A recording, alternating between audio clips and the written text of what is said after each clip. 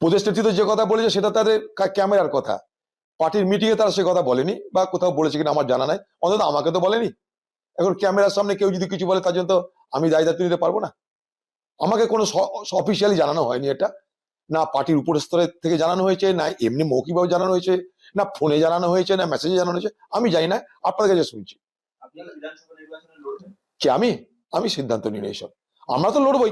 দেখুন, আমি তো একটা জেলার তরফ থেকে সাধারণত যে গিয়ে থাকি। আমি যখন পশ্চিমবঙ্গ প্রদেশ কংগ্রেস সভাপতি ছিলাম তখন কি করেছিলাম সবাই জানেন। 2016 সালে আমরা সিপিএর সঙ্গে জোট, আমি এবং সূর্যকান্ত বাবুরা আমরা মিলেমিশে করেছিলাম।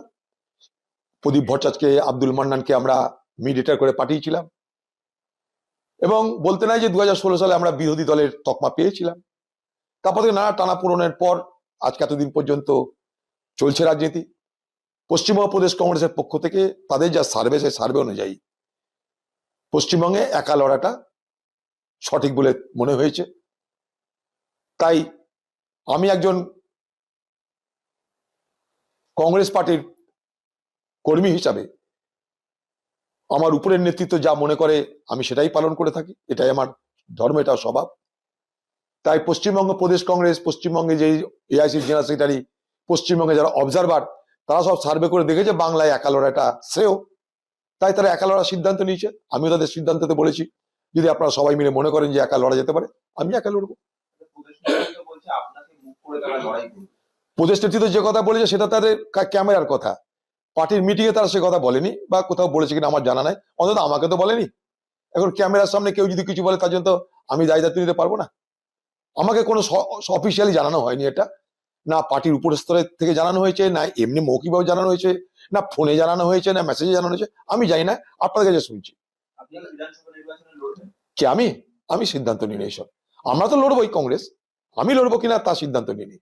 দাদা, যেটা বলছেন আপনি কি সার্ভে করা হয়েছে, অবজারভাররা রিপোর্ট দিয়েছে, তার বেসিসে সিদ্ধান্ত নেওয়া হয়েছে, আপনি শুধু আপনার জেলার কথাটা বলতে পারেন কি সেখানে জেলার প্রতিনিধি হিসাবে আপনি আছেন, প্রদেশ সভাপতি তো না।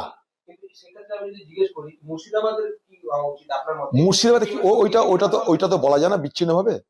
আমি একটা অ্যাজ এ হোল বলতে পারি, আমি তার মধ্যে আলাদা করে কিছু বলতে পারি না। তা মুর্শিদাবাদে কংগ্রেস তার নিজের ক্ষমতায় একা লড়তে পারে, এখানে কোনো ভুল নাই।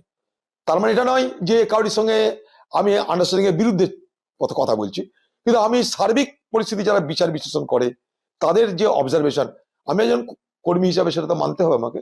তাই আমি একা লড়ার পক্ষে। Congress will be going alone, there is no hesitation on it, but so far as Murshidabad district is concerned, Murshidabad জেলায় কমসে কম আমরা আগেও বলেছি, আজও বলছি, আমরা নিশ্চয়ই একা লড়তে পারি। আমরা তো একা একা লড়েছি ওখানটা, আজ না বহুদিন ধরে একা একা লড়েছি, লড়তে পারি আমরা। তার মানে এটা নয় যে আমি একা লড়তে চাইছি বা আর কিছু মানছি না, সেটা নয়। কিন্তু আমাকে সারা রাজ্যের কথা ভাবতে হয়।